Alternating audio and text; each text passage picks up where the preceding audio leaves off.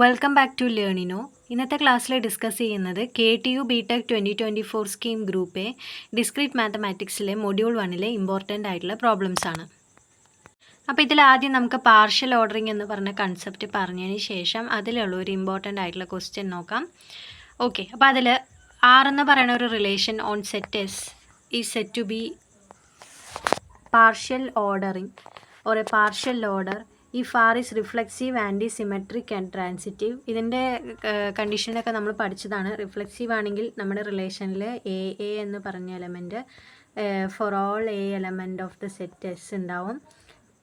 Anti symmetric പറഞ്ഞാൽ a ബിയും b എയും നമ്മുടെ സെറ്റിൽ ഉണ്ടെങ്കിൽ, നമ്മുടെ റിലേഷനിൽ ഉണ്ടെങ്കിൽ then a equal to b ആയിരിക്കും. ട്രാൻസിറ്റീവ് എന്ന് പറഞ്ഞാൽ എന്താണ്? എ കോമ ബിയും ബി കോമ സിയും നമ്മുടെ റിലേഷനിൽ ഉണ്ടെങ്കിൽ അതിനർത്ഥം എന്താണ്? എ കോമ സി നമ്മുടെ റിലേഷനിലുണ്ട്. ഓക്കെ, അപ്പോൾ ഇതാണ് നമുക്ക് 3 കണ്ടീഷൻ. അപ്പോൾ ഇതിൻ്റെ ഒരു പ്രോബ്ലം അപ്പോൾ ഒരു ഇമ്പോർട്ടൻ്റ് ആയിട്ടുള്ള പ്രോബ്ലം നോക്കാം. Show that the divisibility divides is A partial order relation on the set Z+. Z+ എന്ന് പറഞ്ഞാൽ പോസിറ്റീവ് ഇൻറ്റീജേഴ്സ് ആണ്. അപ്പോൾ നമുക്ക് ഇവിടെ ആദ്യം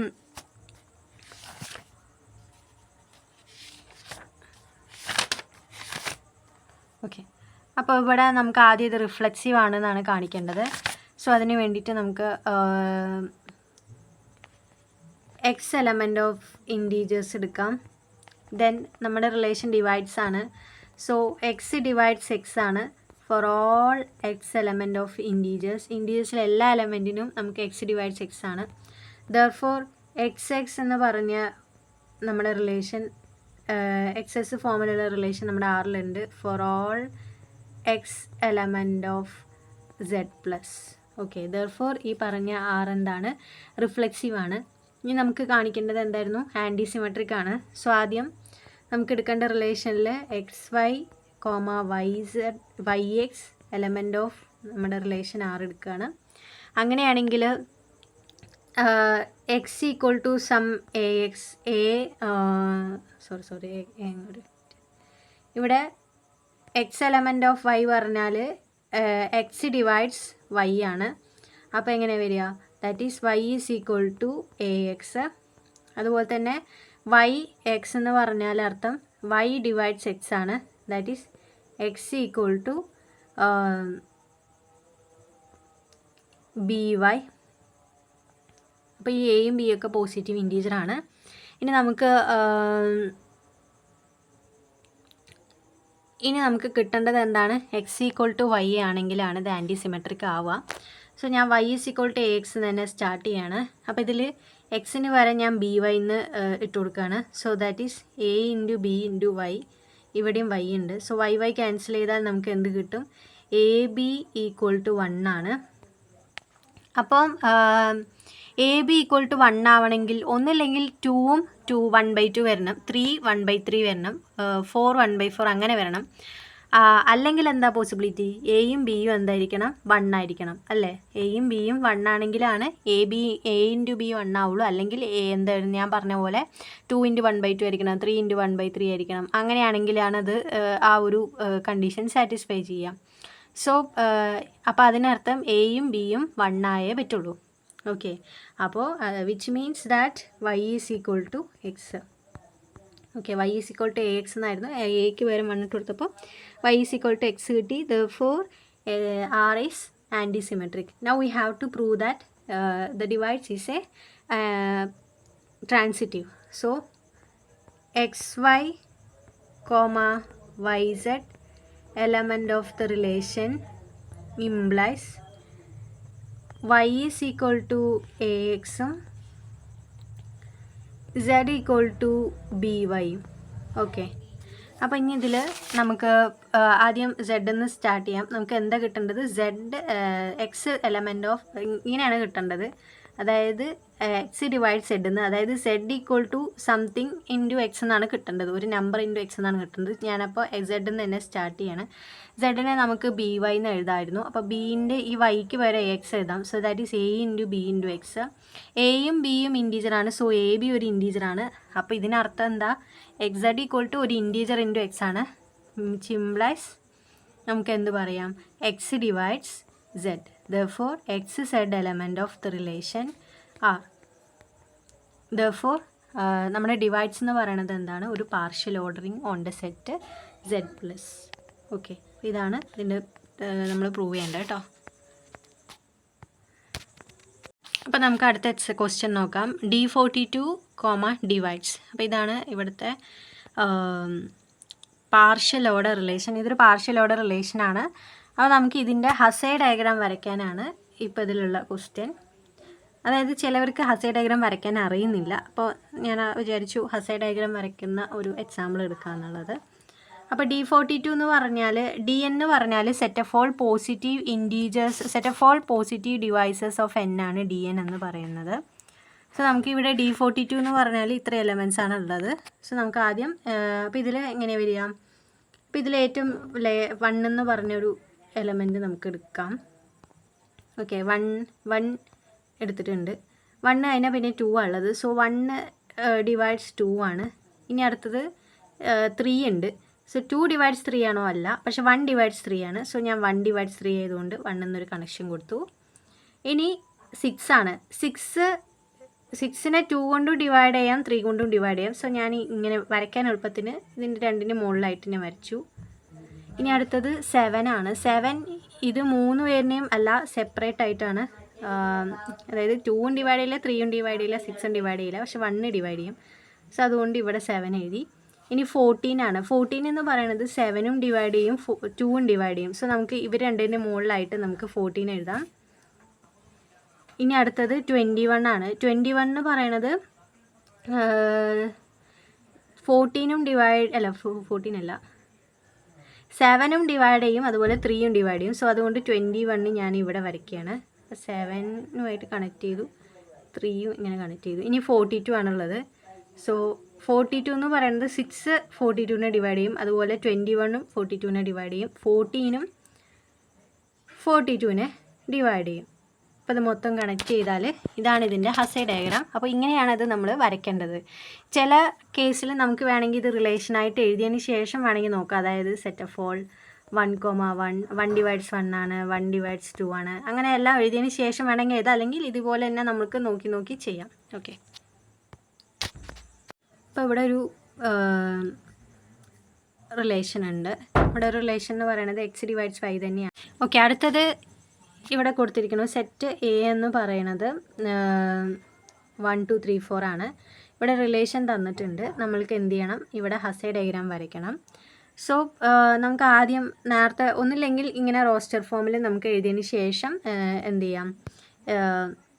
ഇങ്ങനെ നമുക്ക് വാല്യൂസ് ഇത് കണ്ടിട്ട് തന്നെ ചെയ്യാം. അല്ലെങ്കിൽ നമുക്കറിയില്ല ഏതൊക്കെ ഡിവൈഡ് ചെയ്യില്ലെന്ന്. അപ്പോൾ ആദ്യം നമുക്ക് 1 എടുക്കാം. നേരത്തെ ചെയ്ത പ്രോബ്ലം പോലെ തന്നെ നമുക്ക് ഇതിൽ ചെയ്യാം കേട്ടോ. അപ്പോൾ 1 എന്ത് ചെയ്യുക? അടുത്ത നമ്പർ 2 ആണ്. സോ 1 2നെ ഡിവൈഡ് ചെയ്യും. ഓക്കെ, ഇനി അടുത്ത് 3 ആണ്. 3 2 ഡിവൈഡ് ചെയ്യില്ല 3നെ, പക്ഷെ 1 ഡിവൈഡ് ചെയ്യും. സോ നമ്മൾ ഇവിടെ 3 വരച്ചു. ഇനി 4 ആണുള്ളത്. 4 എന്ന് പറയുന്നത് 2 ഡിവൈഡ് ചെയ്യും, 1 ഡിവൈഡ് ചെയ്യും. സോ നമുക്ക് 2ന്ന് തന്നെ ഒരു കണക്ഷൻ കൊടുത്താൽ മതി. അപ്പോൾ ഇതാണ് ഇതിൻ്റെ ഹസേ ഡയഗ്രാം. ഓക്കെ, നേരത്തെ പ്രോബ്ലത്തിൽ നമുക്ക് കുറച്ച് ചെയ്യാനുണ്ടായിരുന്നു. ഇത് ചെറിയൊരു പ്രോബ്ലം ആയതുകൊണ്ടാണ് ഞാൻ രണ്ടാമത് വെച്ചത്. ഓക്കെ, അപ്പോൾ ക്ലിയർ ആയി എന്ന് വിചാരിക്കുന്നു ഹസേ ഡയഗ്രാം വരയ്ക്കാൻ ഉള്ള പ്രോബ്ലം. അപ്പോൾ ഇങ്ങനെ ചോദിക്കണം എന്നില്ല. അപ്പോൾ ആദ്യം നമ്മൾക്ക് ചെറുത് പറഞ്ഞിട്ട് പിന്നെ എക്സാമിന് ചോദിക്കുന്ന പോലെ ക്വസ്റ്റ്യൻസ് ചെയ്യാമെന്ന് വിചാരിച്ചു. ഓക്കെ, അപ്പോൾ നമുക്ക് അടുത്ത ക്വസ്റ്റ്യൻ നോക്കാം. സെറ്റ് എ എന്ന് പറയുന്നത് ABC ആണ്. ഇവിടുത്തെ Q ഓഫ് എ എന്ന് പറഞ്ഞാൽ എല്ലാ പ്രോപ്പർ സബ്സെറ്റ്സ് ഓഫ് എ ആണ്. ഇത് partially ordered set under the relation subset ആണ്. അങ്ങനെയാണെങ്കിൽ ഇതിൻ്റെ ഹസേ ഡയഗ്രാം വരയ്ക്കാനാണ് പറഞ്ഞത്. സോ നമുക്കിവിടെ ഇതിൻ്റെ എല്ലാം പ്രോപ്പർ സബ്സെറ്റ്സ് ആണ് അല്ലേ. അപ്പോൾ അതിൽ ഏതൊക്കെയാണ് വരിക? പ്രോപ്പർ സബ്സെറ്റ്സ് പറയുമ്പോൾ എ വരും, ബി വരും. സിംഗിൾ സെറ്റ് എയും വരും, ബിയും വരും. പിന്നെ AB വരും, പിന്നെ BC വരും, പിന്നെ AC വരും അല്ലേ. പിന്നെ AC വരും. അപ്പോൾ ഇതൊക്കെയാണ് അതിൻ്റെ പ്രോപ്പർ സബ്സെറ്റ്സ്. ഇംപ്രോപ്പർ എന്ന് പറഞ്ഞാൽ ഏതൊക്കെ വരിക? മറ്റേ സെറ്റ് ABC ഇറ്റ്സെൽഫ് വരും. അപ്പോൾ ഇതെല്ലാമാണ് ഇതിൻ്റെ പ്രോപ്പർ ആയിട്ടുള്ള സബ്സെറ്റ്സ്. പിന്നെ ഇതിൻ്റെ നൾ സെറ്റും കൂടി വരും. സോ നമുക്ക് ഇതിൻ്റെ ഹസേ ഡയഗ്രാം വരയ്ക്കാം. അപ്പോൾ നമുക്ക് നൾ സെറ്റാണ് ഏറ്റവും ബേസിക് ആയിട്ടുള്ളത്. Null set is contained. അത് കഴിഞ്ഞിട്ട് വലിയത് ഏതാണ്? സെറ്റ് എ ആയിരുന്നു. അല്ല, അത് കഴിഞ്ഞിട്ട് നമ്മൾ എഴുതിയിട്ടുണ്ടായിരുന്നത്. അപ്പോൾ ഞാൻ സെറ്റ് എ നൾ സെറ്റ് വരച്ചു. സെറ്റ് എ മാത്രമുള്ള അത് വരച്ചു. പിന്നെ സെറ്റ് ബി ആയിരുന്നു. A not contained in B ആണ്, പക്ഷേ null set is contained in set B ആണ്. സോ ഞാൻ സെറ്റ് ബി ആയിട്ട് കണക്ട് ചെയ്തു. പിന്നെ എന്താ വന്നത്, എ ബി വരച്ച്, പിന്നെ സി ഉണ്ട് അല്ലേ. അപ്പോൾ ഈ എ എന്താണ് ബിയിൽ കണ്ടെയ്ൻഡ് അല്ല, ബിയും കണ്ടെയ്ൻഡ് അല്ല സിയിൽ. സോ പക്ഷേ null set is contained in C ആണ്. സോ നമ്മൾ സി ഇവിടെ വരച്ചു. ഇനി അടുത്തത് എ ബി ആണ്, set A B. Set A B എന്ന് പറയണത് ഇവിടെ വരയ്ക്കാം നമുക്ക്, കാരണം ബിയും കണ്ടെയ്ൻഡ് ഇൻ എ ബി ആണ്, എയും എ ബിയിൽ കണ്ടെയ്ൻഡ് ആണ്. പിന്നെ അത് കഴിഞ്ഞിട്ട് എന്താ ഉള്ളത്, ബി സി എന്ന് പറയണത് നമുക്കിവിടെ വരയ്ക്കാം, ബി സി.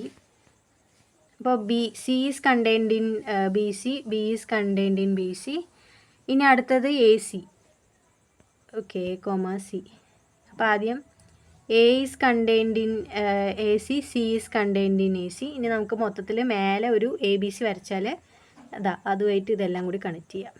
അപ്പോൾ നോക്കിക്കേ, ഇങ്ങനെയാണ് ഇതിൻ്റെ ഹസേ ഡയഗ്രാം വരിക കേട്ടോ. പിന്നെ നൾ സെറ്റ് താഴെ. അടുത്ത നമ്മൾ നോക്കേണ്ടത്, നമ്മൾ എഴുതിയ സെറ്റ് എലമെൻ്റ് എന്ന് പറയുന്നത് സെറ്റ് എ ആണ്. അപ്പോൾ null set contained in A ആണ്, null set contained in B ആണ്, null set contained in C ആണ്. അടുത്ത നമുക്ക് നോക്കാം, അടുത്ത എലമെൻറ്റ് നമ്മൾ എഴുതിയത് എ ബി ആണ്. അപ്പോൾ എ ബി എന്ന് പറയുമ്പോൾ എ ബിയിലുണ്ട്, അതുപോലെ ബിയും എ ബിയിലുണ്ട്, അത് കണക്ട് ചെയ്തു. ഇനി അടുത്തത് ബി സി ആണ്. ഇതിൽ സിയും ബി സിയിലുണ്ട്, ബിയും എ ബി സിയിലുണ്ട്. അത് കഴിഞ്ഞിട്ട് എ സി എഴുതി. സിയും എ സിയിലുണ്ട്, എയും എ സിയിലുണ്ട്. അത് കഴിഞ്ഞിട്ട് എ ബി സി ആണ്. അതിൽ ഈ പറഞ്ഞതെല്ലാതും ഇതിൽ കണ്ടെയ്ൻഡ് ആണ്. അപ്പോൾ ഇങ്ങനെയാണ് ഇതിൻ്റെ ഹസേ ഡയഗ്രാം വരയ്ക്കുക. ഇനി ഇതിൻ്റെ അടുത്ത ക്വസ്റ്റ്യൻ ഇത് ലാറ്റിസ് ആണോ എന്നുള്ളതാണ്. ഓക്കെ, അടുത്തത് നമുക്ക് ഈ പറഞ്ഞ സെറ്റ് എന്താണെന്ന് കാണിക്കണം, ലാറ്റിസ് ആണെന്ന് കാണിക്കണം. സോ അതിന് വേണ്ടിയിട്ട് അപ്പോൾ നമുക്ക് എന്താ ലാറ്റിസ് എന്ന് ആദ്യം നോക്കാം. അപ്പോൾ ഒരു partially ordered set A R എന്ന് പറയുന്നത് ലാറ്റിസ് ആവണമെന്നുണ്ടെങ്കിൽ ഈ എയിലെ ഏത് രണ്ട് എലമെൻറ്റ്സ് എടുത്തു കഴിഞ്ഞാലും അതിൻ്റെ least upper bound of A ബിയും അതുപോലെ തന്നെ greatest lower bound of A ബിയും ഇത് രണ്ടും ഏതിൽ എന്തുണ്ടാവണം, ഇത് രണ്ടും എയിൽ ഉണ്ടാവണം. ഓക്കെ, ലീസ്റ്റ് അപ്പർ ബൗണ്ടും ഗ്രേറ്റസ്റ്റ് ലോവർ ബൗണ്ടും എയിൽ തന്നെ ഉണ്ടെങ്കിൽ എന്താണ് ഈ പറഞ്ഞ പോസെറ്റ് എന്തെന്ന് പറയാം, ലാറ്റിസ് ആണെന്ന് പറയാം. ഓക്കെ, അപ്പോൾ ഇപ്പോൾ ഇവിടുത്തെ നമ്മുടെ കേസിൽ എന്താണ്, ഇവിടെ നമ്മുടെ സെറ്റ് വരുന്നത് സെറ്റുകളുടെ കളക്ഷനാണ്. അപ്പോൾ സെറ്റുകളുടെ കളക്ഷൻ്റെ സമയത്ത് ഈ പറഞ്ഞ അതിന് മുന്നേ ഈ ലീസ്റ്റ് അപ്പർ ബൗണ്ടിനെ നമ്മൾ എങ്ങനെ ഡിനോട്ട് ചെയ്യാം, ലീസ്റ്റ് അപ്പർ ബൗണ്ടിനെ നമ്മൾ എ വി ബി ആയിട്ട് ഡിനോട്ട് ചെയ്യാറുണ്ട്. അതുപോലെ ഗ്രേറ്റസ്റ്റ് ലോവർ ബൗണ്ടിനെ നമ്മൾ എങ്ങനെ ഡിനോട്ട് ചെയ്യാം, എ ആൻഡ് ബി എന്ന് പറയാറുണ്ട്. അപ്പോൾ ഇതിനെ നമ്മൾ എന്ത് പറയും, ജോയിൻ എന്ന് പറയാറുണ്ട്. അതുപോലെ തന്നെ ഇതിനെ, അതായത് ലീസ്റ്റ് അപ്പർ ബൗണ്ടിന് നമ്മൾ ജോയിൻ എന്നും പറയാറുണ്ട്, ഗ്രേറ്റസ്റ്റ് ലോവർ ബൗണ്ടിന് നമ്മൾ മീറ്റ് എന്നും പറയാറുണ്ട്. ഓക്കെ, അപ്പോൾ ഇനി നമുക്ക് ഇതിൻ്റെ കാര്യങ്ങളൊക്കെ നോക്കാം. ഓക്കെ,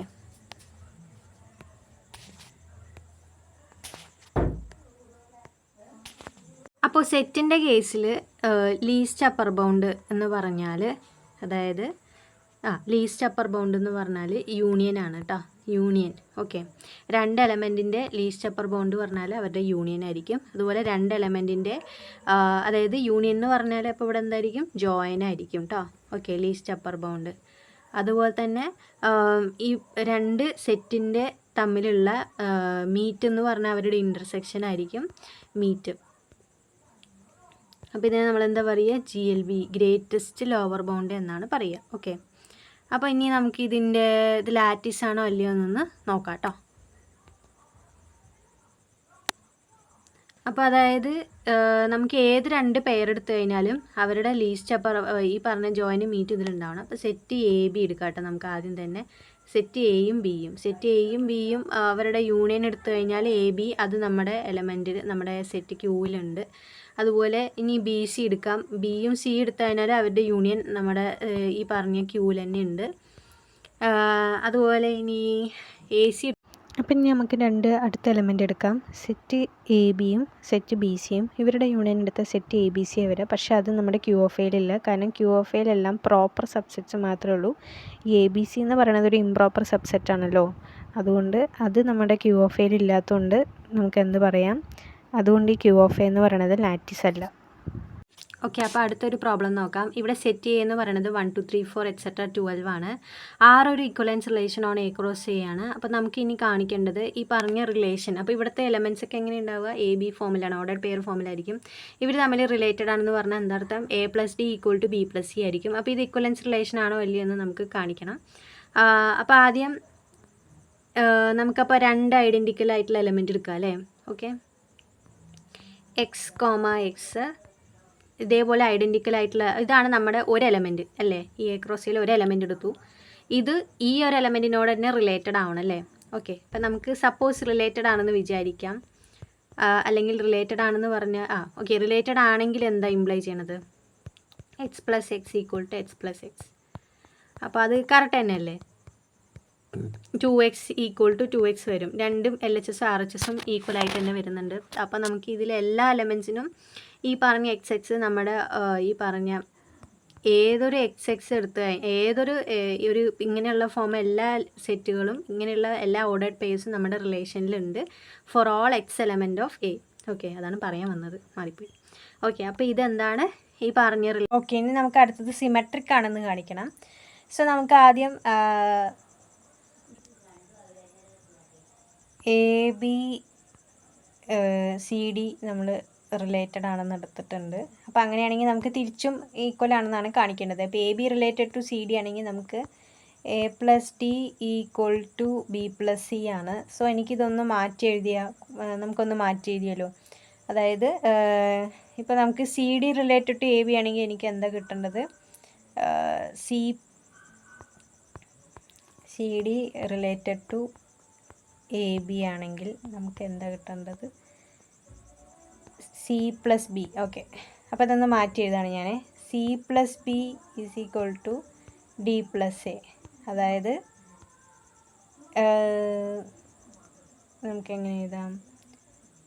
ഓക്കെ, അപ്പോൾ നമുക്ക് എന്ത് കിട്ടി? അപ്പോൾ ഇതെന്ന് പറഞ്ഞാൽ എന്താണ്? C D related to A B ആണ്. Okay, C D related to A B. അപ്പോൾ തിരിച്ചുമാണ്. അതുകൊണ്ട് ഈ പറഞ്ഞ റിലേഷൻ എന്താണ്?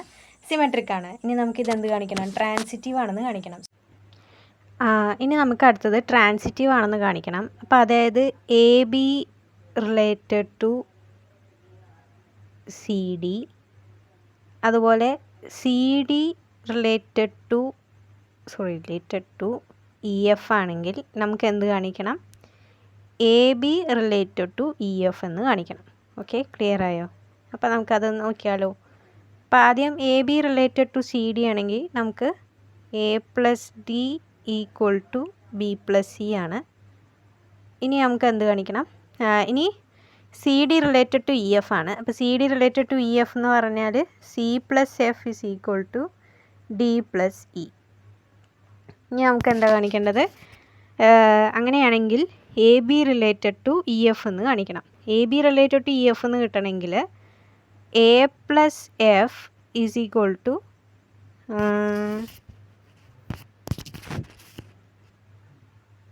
A plus F is equal to എന്തായിരുന്നു?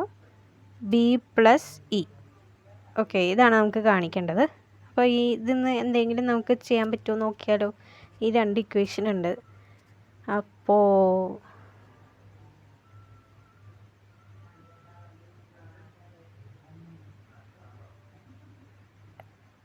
ഡീനെ ഈ സൈഡിലേക്ക് കൊണ്ടുവരാം, സീനെ ഇപ്പുറത്തെ സൈഡിലേക്ക് കൊണ്ടുവരാം കേട്ടോ. ഓക്കെ, സീനെ ഇങ്ങോട്ട് കൊണ്ടുപോവുക, സീനെ റൈറ്റ് സൈഡിലേക്ക് കൊണ്ടുപോവുക. അപ്പോൾ നമുക്ക് ഡീനെ ഇങ്ങോട്ട് കൊണ്ടുവരിക. അപ്പോൾ എന്താവും? F minus D is equal to E minus F അല്ലേ? അല്ലേ, ഇ മൈനസ് സി. ഇതിൻ്റെ മുകളിലത്തെ ഇക്വേഷൻ ഒന്നും കൂടി ഒന്ന് എടുത്തെഴുതുന്നുണ്ട്, അല്ലെങ്കിൽ ഇതൊന്ന് മായ്ച്ചു വിടാം, അതാണ് നല്ലത്. ഇതൊന്ന് മാറ്റി എഴുതി. അപ്പോൾ നമുക്ക് ഇങ്ങനെ കിട്ടിയത്. ഇനി നമുക്കിത് രണ്ടും കൂടി ഒന്ന് ആഡ് ചെയ്ത് നോക്കിയാലോ. ആഡ് ചെയ്യുമ്പോൾ നമുക്ക് എ പ്ലസ് എഫ്, ഓക്കെ, ഇത് രണ്ടും ആഡ് ചെയ്തേ. അപ്പോൾ LHSൽ A plus D plus F minus D equal to B plus C. അപ്പോൾ നമുക്ക് ഇവിടുത്തെ സിയും ക്യാൻസലാവും, ഇവിടുത്തെ ഡിയും ക്യാൻസലാവും. അപ്പോൾ എ പ്ലസ് എഫ് ഇവിടെയും വരും, ഇവിടെ ബി പ്ലസ് സിയും വരും. അപ്പോൾ നമുക്ക് എന്ത് കിട്ടി? ഇത് കിട്ടിയില്ലേ? അപ്പോൾ അതായത് A B related to E F. Okay, അപ്പോൾ ഇങ്ങനെയാണ് ട്രാൻസിറ്റീവ് ആണോ എന്ന് കാണിക്കേണ്ടത് കേട്ടോ. അപ്പോൾ ഇതൊക്കെ നമുക്ക് ഒരുപാട് കൺഫ്യൂഷൻ വരും. ഇത് എങ്ങനെയാണ് ഇതിൻ്റെ എലമെൻ്റ് എടുത്തത്, എങ്ങനെയാണ് ഇപ്പോൾ ഇതിങ്ങനെ എടുക്കുക അല്ലേ? അപ്പോൾ ഇപ്പം മനസ്സിലായില്ലേ ഇത് എങ്ങനെയാണ് എടുക്കേണ്ടത് എന്നുള്ളത്? ഓക്കെ, ഇനി നമുക്ക് അടുത്ത ക്വസ്റ്റ്യൻ വന്നിട്ട് ഫൈൻഡ് ഈക്വലൻ ക്ലാസ്സസ് ഓഫ് 2b 2 5 ആണ്. അപ്പോൾ അതൊന്ന് നോക്കാം.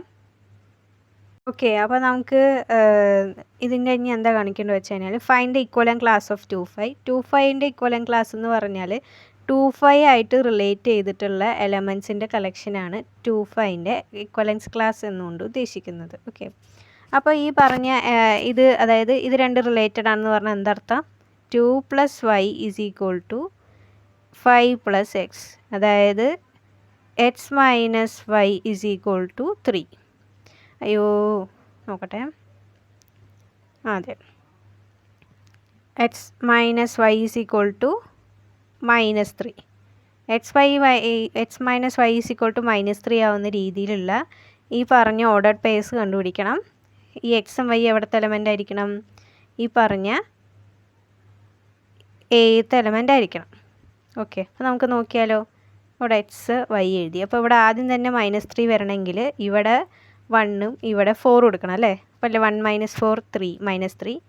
2 എടുത്താൽ ഇവിടെ എത്ര വരണം? 5 വരണം. 2 - 5. ഓക്കെ, ഇനി അടുത്ത എലമെൻറ്റ് 3 എടുക്കുകയാണെങ്കിൽ 3 - 6 അല്ലേ? പിന്നെ അടുത്തത് 4 എടുക്കുകയാണെങ്കിൽ 4 - 7. ഇനി 5 എടുക്കുകയാണെങ്കിൽ 5 - 8. ഇനി 6 എടുക്കുകയാണെങ്കിൽ 6 - 9. പിന്നെ അതുപോലെ തന്നെ 7 - 10.